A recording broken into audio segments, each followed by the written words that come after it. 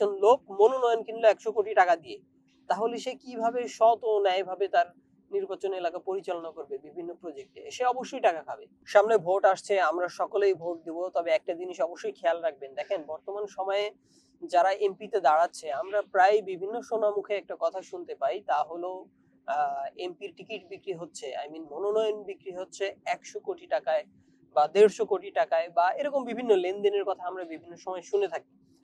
একটা জিনিস স্পষ্ট করে শুনে রাখেন, দেখেন, যদি কোনো ব্যক্তি সত্যিকার অর্থে 50 কোটি, 100 কোটি, 150 কোটি বা 200 কোটি দিয়ে মনোনয়ন কিনে থাকে, এবং সে যখন ভোটে দাঁড়াবে, ভোটে দাঁড়ানোর পরে সে যখন এমপি হিসেবে নির্বাচিত হবে, যদি এটা হয়েই থাকে, তাহলে প্রথমেই তার মাথায় থাকবে, আমি যে 100 কোটি টাকা খরচ করেছি, 100 কোটি কেন, আমি 1000 টাকা, 100 কোটি কেন, আমি 1000 কোটি টাকা তুলে ছাড়বো। এবং সে যখন এই টেন্ডেন্সি নিয়ে সংসদে যায় এবং সে বিভিন্ন প্রজেক্ট নিয়ে আস্তে আস্তে কাজ শুরু করে, তাহলে সেই লোকটা কিভাবে সৎ এবং ন্যায়ের সাথে তার এলাকার বিভিন্ন প্রজেক্ট পরিচালনা করবে বলেন? একজন লোক মনোনয়ন কিনলো 100 কোটি টাকা দিয়ে, তাহলে সে কিভাবে সৎ ও ন্যায়ভাবে তার নির্বাচন এলাকা পরিচালনা করবে বিভিন্ন প্রজেক্টে? সে অবশ্যই টাকা খাবে, কেননা সে অনেক টাকা খরচ করে এসেছে। যেহেতু সে ইনভেস্ট করে এসেছে, তাহলে অবশ্যই সে এখান থেকে বেনিফিট নিয়েই যাবে, বেনিফিট না নিয়ে সে যাবেই না। এটা অনেক সহজ ব্যাপার।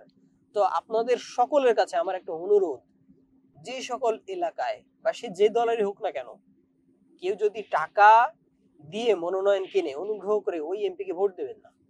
আপনারা যদি তাকে ভোট দেন, তাহলে ব্যাপারটা কি দাঁড়াবে, সে এই 100 কোটি টাকার জায়গায় হাজারো কোটি টাকা খেয়ে ফেলবে। এবং একটা জিনিস দেখেন, বর্তমান সময়ে আমাদের বিভিন্ন দ্রব্যমূল্যের দাম অনেক কিছু কম বেশি হয়ে থাকে। একজন ব্যক্তি এমপি প্রার্থী নির্বাচিত হয় এবং সে যখন বিভিন্ন কাজ করে থাকে, তখন কিন্তু এই যে বাণিজ্যিক যে লেনদেনগুলো হয়, এখানে যদি অর্থ খাওয়ার ব্যাপার হয়, তাহলে কিন্তু কোনো জিনিসের দাম আর কমে না। আমার মনে হয় আপনারা এই ব্যাপারগুলো বর্তমানে ভালোই বোঝেন, নতুন করে বোঝানোর কিছুই নাই, সবারই এখন চোখ কান খোলা। তো অনুগ্রহ করে আপনারা এই জিনিসটা চিন্তা করে ভোট দিবেন। যে ব্যক্তি সৎ ও যোগ্য, তাকে ভোট দিন।